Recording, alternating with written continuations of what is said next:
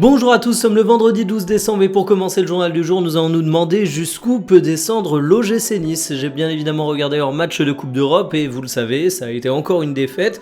Est-ce qu'il faut s'alarmer ? Bah non, on s'alarme pas une fois que le bateau est déjà coulé, on constate simplement la catastrophe. Je plaisante, mais il n'y aura pas à 100% que du négatif, vous allez le voir. On parlera également de la rencontre de l'Olympique Lyonnais et à côté de ça, on ira sur 3 sujets totalement différents. La VMA de Mahrez et la petite polémique qui a rapidement été écartée, les fantasmes autour de l'avenir d'Erling Haaland et l'avenir de Sergio Ramos où il y a peut-être des fantasmes mais aussi des choses bien réelles. Vous l'avez remarqué, je ne parle pas du match du LOSC, il n'a pas été diffusé en France pour des questions de sponsor maillot, mais surtout j'ai galéré un petit peu à le récupérer, j'ai capté que j'avais déjà vu plein de matchs au cours de la journée précédente et que j'avais fait un beau petit sujet sur le LOSC sur la chaîne principale, donc je vous avoue que j'ai passé mon tour là-dessus. Faudra que je rattrape ce match parce que mine de rien il m'intéresse, je me suis contenté des lectures dans la presse, mais du coup je vais pas vous faire une revue de presse, j'en parlerai pas dans le journal. On a quand même plein d'autres sujets, installez-vous confortablement et bienvenue pour le journal du jour.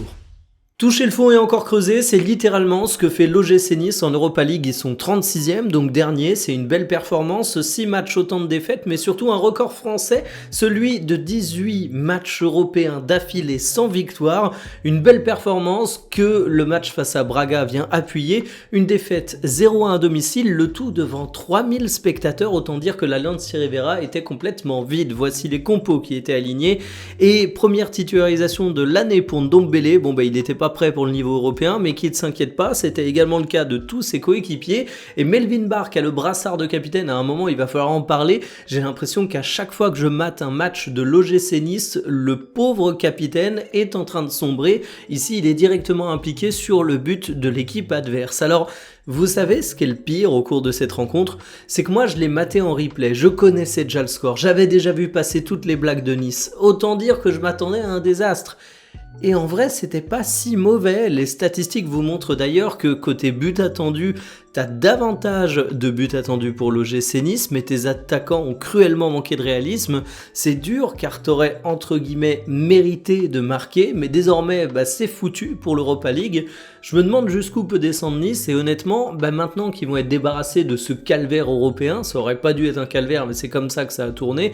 Maintenant que je me dis que de toute façon, ils ont eu toute la malchance qu'ils pouvaient avoir, les mecs pas en confiance se sont loupés, tout ce qui pouvait mal se passer, c'est mal passé, ça peut que se redresser, donc je vais faire un petit pronostic un petit peu osé. Moi, je vois bien l'OGC Nice terminer dans le top 8 de Ligue 1. Ça peut sembler être une évidence que de dire ça, mais vu leur position actuelle dans le championnat français, vu leur forme actuelle, vu les polémiques dans l'extra sportif, c'est loin d'être gagné, mais moi je les vois se redresser un petit peu. Donc voilà, c'était une énième fessée subie par Nice, mais je pense que désormais ça ira un petit peu mieux. J'ai dit un petit peu, faut pas abuser. Lyon a terrassé les Eagles, alors non pas Eagle Football, pas John Textor, il n'y a pas encore la revanche envers ce bon vieux John, mais c'était les GA Eagles, le 10e du championnat néerlandais, autrement dit un adversaire sur le papier totalement accessible pour les Lyonnais, mais encore fallait-il faire les résultats, c'est là que les clubs lyonnais se plantent généralement, et bien là, victoire de 1, et surtout ça te conforte dans ta première place dans cette Europa League, donc félicitations aux Lyonnais. Voici les compositions qui étaient alignées, Morton, l'homme du match, passeur décisif, mais surtout ultra propre et symbole de la domination technique lyonnaise. Devant, c'était moins brillant, Satriano qui n'a pas vraiment réussi à se mettre en position de frappe et certes Soulk a marqué, mais il fait pas vraiment un match plein pour autant et symbole du fait que t'as un petit peu galéré devant. Tolisso a fait une rencontre qui était intéressante dans le jeu, mais alors dès qu'il s'agissait de conclure, on peut dire qu'il a beaucoup tiré, mais avec relativement peu de réussite, et d'ailleurs ça ressort sur les statistiques de la rencontre où c'est à 3,06 buts attendus, c'est énorme, t'as tiré 17 fois, par contre t'as peu concédé, et pour cause tactiquement c'était cohérent, ta défense à 3 était efficace, j'ai beaucoup aimé les centraux lyonnais. C'est un match qui fait partie de cette fameuse catégorie de matchs qu'on retiendra pas, mais qui comptablement sont importants, puisque matez-moi ce classement, Lyon est premier, c'est une fierté de voir un club français au sommet de l'Europa League. Merci messieurs. Mahrez a-t-il une VMA de 13,4 km/h? Bien évidemment que non, mais c'est le petit bad buzz qui a fleuri au cours de cette semaine. Je sais pas si vous l'avez vu passer, mais tout part d'une vidéo où Mahrez fait des tests physiques avec son club et on entend un 13,4 derrière.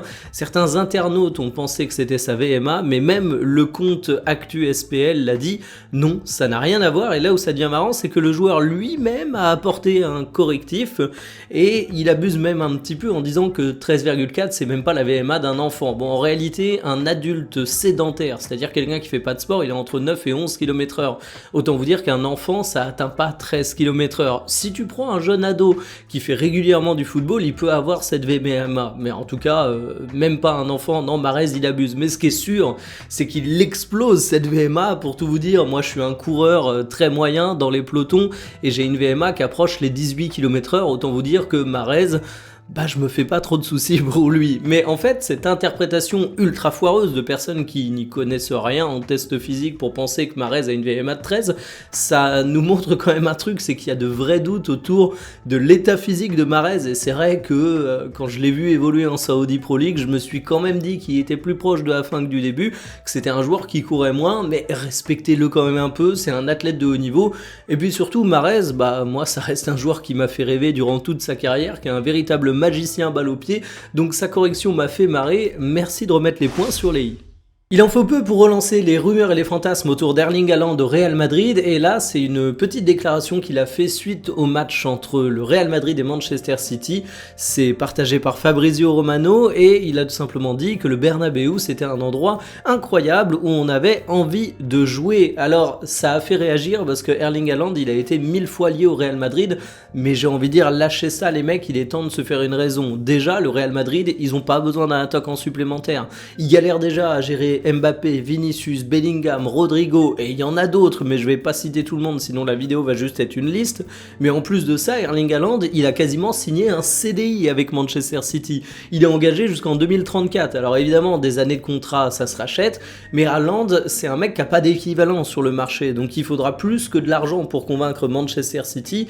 Et Manchester City, quand tu connais l'actionnaire, la richesse du club, ils sont pas du genre à avoir des offres qu'ils peuvent pas refuser. Tu pourrais même leur proposer 300 millions d'euros pour Haaland, s'ils sont persuadés qu'ils auront pas mieux à recruter derrière avec cet argent, ils vont dire merci mais non merci. Autant dire qu'Haaland, il sera peut-être du côté de Manchester City durant toute sa carrière et qu'il faut arrêter dès qu'il fait une déclaration de rêver au Real Madrid. Ça arrivera peut-être tôt ou tard, mais aujourd'hui les étoiles sont clairement pas en ce sens. Et si Sergio Ramos revenait en Europe et plus précisément à Manchester United? C'est une rumeur qu'on a du côté de l'Espagne et qui vient de la Cadena Ser. On avait également associé le joueur espagnol au Real Madrid qui a quelques soucis côté défense centrale. Ça vient pas de nulle part, c'est parce que le joueur légendaire du Real sera en fin de contrat avec Monterrey au cours de cet hiver. Alors en termes de carrière, Sergio Ramos, on le rappelle, légende du Real Madrid, il y a fait 671 matchs et après il est retourné à Séville où il avait fait ses débuts. Il a été avant au Paris Saint-Germain et il termine désormais à Monterrey au Mexique. C'est un contrat court qui se termine cet hiver et on annonce ici et là qu'il rêverait de jouer la Coupe du Monde, d'où un retour en Europe dans un championnat un petit peu plus compétitif. Et moi je dois vous avouer que j'ai un gros point d'interrogation autour de Sergio Ramos en 2025. C'est un joueur qui va fêter ses 40 ans en mars. Je l'ai pas vu jouer du côté du Mexique, je m'en souviens du côté de Séville, mais ça date déjà de 2 ans et demi. Et 2 ans et demi, quand t'es un joueur de foot qui approche les 40 ans, c'est une éternité. Alors du côté de Séville, c'était un défenseur qui pouvait prétendre à jouer dans des clubs européens, même des bons clubs, mais c'est sûr qu'il était loin de son prime. La légende du Real Madrid, c'est plus un joueur qu'on voit aujourd'hui sur les terrains, le niveau est passé, et une Coupe du Monde avec l'Espagne, j'ai envie de dire qu'il va falloir se lever tôt, parce que la concurrence est grande, mais vous savez quoi? Moi j'ai envie juste d'applaudir ça dès demain, qu'un mec qui a tout gagné au cours de sa carrière, que ce soit avec l'Espagne, que ce soit avec le Real Madrid, et encore la dalle à bientôt 40 ans et envie d'accomplir des succès sportifs au lieu de simplement aller se planquer prendre un gros chèque, ça s'applaudit, ça se respecte, c'est à ça qu'on voit un gigantesque champion. Terminé pour le journal du jour, vous n'êtes pas sans savoir si vous suivez l'actualité footballistique qu'il y a un homme qui compte un petit peu dans le football français, je dis ça ironiquement parce qu'il compte beaucoup, qui s'est exprimé dans le journal de l'équipe, je parle bien évidemment de Karim Benzema, qui a parlé de la Saudi Pro League, qui a parlé de l'équipe de France, qui a parlé de sa forme, Et vous me connaissez, j'aime bien Benzema. Alors, ça veut pas dire que je pardonne tout à Benzema, ça veut pas dire que je suis un fanboy aveugle, mais ça veut quand même dire que j'aime bien qu'on mette un peu de respect sur la carrière de Karim Benzema. C'est un joueur qui m'a toujours fait rêver, et quand il parle, j'ai tendance à l'écouter respectueusement. Donc évidemment, on parlera de ça cet après-midi. Je vous donne rendez-vous aux alentours de 17h, mais je vous souhaite surtout un excellent week-end footballistique qui fait bien. Salut.